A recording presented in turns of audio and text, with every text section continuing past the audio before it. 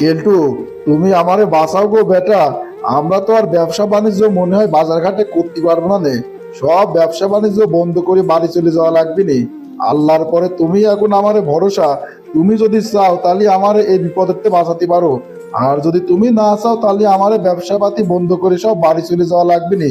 ব্যবসা তো কোনো রকম করতে পারতেছি না বেটা। এ কি করছেন চাচা? ব্যবসা পাতি বন্ধ করে বাড়ি চলে যাওয়া লাগবে মানে? এখন তো আমার দেশে আর অপশক্তি নাই। আপনার ব্যবসা পাতি তো এখন ভালো চলার কথা। আপনার জায়গায় জায়গায় জনে জনে চাঁদা পাতি দেয়া লাগতে, সেসব তো এখন আর দেয়া লাগতেছে না। যারা এসব অপকর্ম করতে তাদের সময় একেবারে বিতাড়িত করা হয়েছে। এখন তো ব্যবসা পাতি ভালো চলার কথা। এ কি হয়েছে চাচা, আমার একটু বুঝাবেন তো? বাপরে, কি ডাকা হয়েছে দেশের থেকে অপশক্তি চলে গেছে। আর অপশক্তি যায় নাই রে বাপ, অপশক্তি যায় নাই। খালি অপশক্তির হাত বদল হয়েছে মনে করো। আরে আমার যেসব জায়গায় চাঁদা দেওয়া লাগতে আগে 200 টাকা, এখন দেওয়া লাগতেছে 300 টাকা। মানে চাঁদার পরিমাণ বাড়িয়ে গেছে, বুঝতে পারছো? এখনো তো সেই সমস্যা রয়ে গেছে। এই আসে কয় আমি অমুক নেতা, আমার চাঁদা দেওয়া লাগবে। ও আসে কয় আমি অমুক নেতা, আমার চাঁদা দেওয়া লাগবে। এই এত যদি চাঁদা দিতে যায়, এই চাঁদা দিতে দিতে তো ব্যবসা পাতি একদম বন্ধ করে দেওয়া লাগতেছে বাপ। চাচা, আমার একটু ক্লিয়ার করে বুঝা কও তো, তোমার কাছে কিটা কিটা চাঁদা নিতে আসতেছে, আরে চাঁদা নিতে এসে কার কার নাম ভাঙাচ্ছে। আসলে এমনও তো হতে পারে, দেখা যাচ্ছে যার নাম ভাঙা চাঁদা নিচ্ছে সে জানেই না যে ফটকা সালপাল তোমার কাছে চাঁদা নিচ্ছে। চাচা, তুমি একটু নাম কও তো, কার নাম ভাঙাচ্ছে আর কারা আসতেছে। কতজনের নাম কবরে বাপ। সবাই সুটকে সাটকে যারা আসে তারা 20-50 টাকা নিয়ে খুশি থাকে। কিন্তু সবচেয়ে বেশি আসতেছে এ কুদ্দুসির সওয়াল পল। কুদ্দুসির নাম ভাঙায় সাদা নিচ্ছে। কালকে তো আমার কাছে এসে কয়ে গেল, আমি যদি 50,000 টাকা না দিই তাহলে বললে আমার ব্যবসাপাতি বন্ধ করে দিবি কুদ্দুস। এই কুদ্দুসির নামে তো বেশি আসতেছে সাথে সাথে। ঠিক আছে চাচা, সবই তো শুনলাম। আমি আজকেই কুদ্দুস চাচার সাথে দেখা করতেছি। কুদ্দুস চাচার সাথে কথা কর পরই বুঝতে পারবো না কাহিনীটা কি। আরে কি সৌভাগ্য আমার। কেলটু, আরে কেলটু আইছে আমার বাড়িতে। কি ব্যাপার কেলটু, তুমি হঠাৎ করে আমার বাড়িতে কোনো খোঁজ খবর বাদে চলে আসলে? কিছু হয়েছে নাকি বাপ? হঠাৎ করে একটু আসলাম চাচা, আপনার সাথে একটু কাজ ছিল, সেই কাজের জন্যই আসলাম। ফোন দিলেও ক্ষতি পারতাম, কিন্তু ব্যাপারটা এমন পর্যায়ে গেছে, ফোন দিয়ে ব্যাপারটা বোঝানো যাবে না। সেই জন্য বাড়ির পরে চলে আসলাম। তো কোনো জায়গায় যাচ্ছেন নাকি চাচা? না গো বাপ, কোনো জায়গায় যাচ্ছি না। আর যদি কোনো জায়গায় যেতামও, আগে তোমার সাথে কাজ শেষ করতাম তারপর যেতাম। বাপ কি হয়েছে কও তো, আমার কিন্তু টেনশন হচ্ছে। চাচা, বিগত আমলে যারা ক্ষমতায় ছিলে তারা আজকে ক্ষমতায় নাই। এই ক্ষমতায় না থাকার মেন কি কি কারণ আছে বলে আপনার মনে হয় চাচা? ওরে বেটা কেলটু, সেই কথা আর মনে করে দিয়ে না গো। এই কথা মনে পড়লে পরে গা লোম খাড়া হয়ে যায়। 5টা বছর বিনা দোষে আমি জেল খাটিছি গো। খালি তাই নাকি? হাট বাজার রাস্তাঘাট কোনো জায়গায় মানুষজন ব্যবসা পাতি করে শান্তি পাইতে না। সব জায়গাতে চাঁদা নীতি নীতি এমন এক পর্যায়ে চলে গেছিল, মানুষ তো ব্যবসা পাতি করতেই চাইতে না ভয়তি। এটা সাধারণ কৃষক মাঠের থেকে শাকসবজি নিয়ে আসে বেচবি, তারও চাঁদা দেওয়া লাগবে। চিন্তা করা যায়, এটা কৃষক মানুষ, তারও যদি চাঁদা দিয়ে ব্যবসা করা লাগে, জিনিসপাতি বেচা লাগে, তাহলে কি অবস্থা হয়?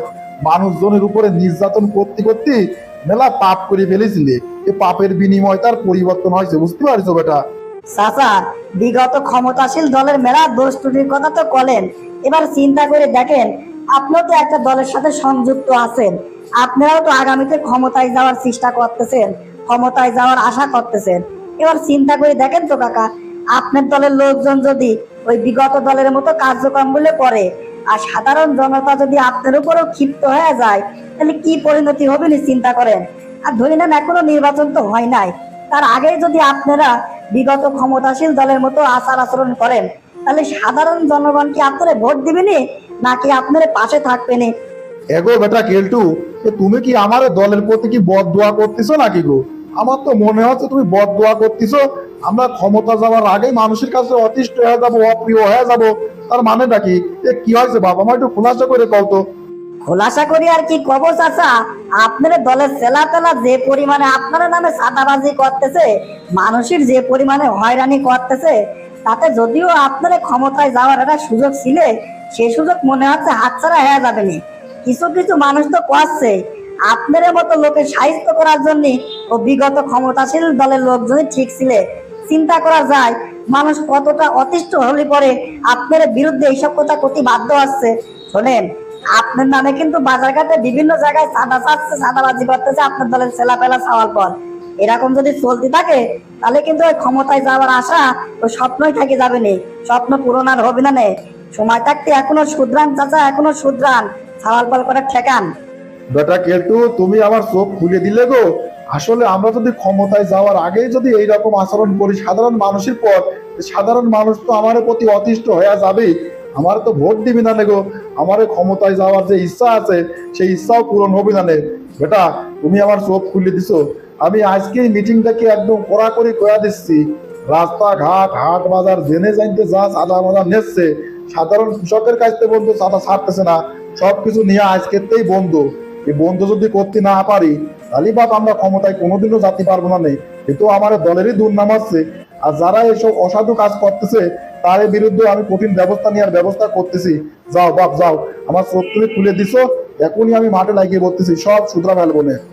একটা কথা মাথায় রাখবেন চাচা, ক্ষমতা যদি আপনার হাতে থাকে, আপনারা যদি ক্ষমতাশীল দল হয়েও থাকেন, তারপরেও কিন্তু সাধারণ মানুষের কাছে যে ক্ষমতা আছে এই ক্ষমতার কাছে আপনারা কিন্তু জিরো, আপনাদের কোনো পাওয়ারই নাই। দেখেছেন তো একটা আন্দোলন একদম কত বড় ক্ষমতাশীল দলকে ছিটকায়ে ফেলা দিলে। এবার আপনারা সেরকম চিন্তা ভাবনা নিয়ে আগান। সাধারণ মানুষের কাছে যদি অপ্রিয় হওয়ার চেষ্টা করেন তাহলে আপনাদের ফল খুব খারাপ হবে। আর যদি মনে করেন সাধারণ মানুষের কাছে অপ্রিয় হব না, তাহলে এখনো সময় আছে। ভালো কাজ দিয়ে, ভালোবাসা দিয়ে মানুষের মন জয় করে নেন। মন জয় করার সুযোগ পাইছেন, এই সুযোগ যদি কাজে লাগাতে না পারেন তাহলে আপনার ব্যর্থতা। আশা করি আর কিছু বুঝালেন লাগবে না। আজকে আমি গেলাম চাচা, আর একদিন আসবো নে। আসসালামু আলাইকুম।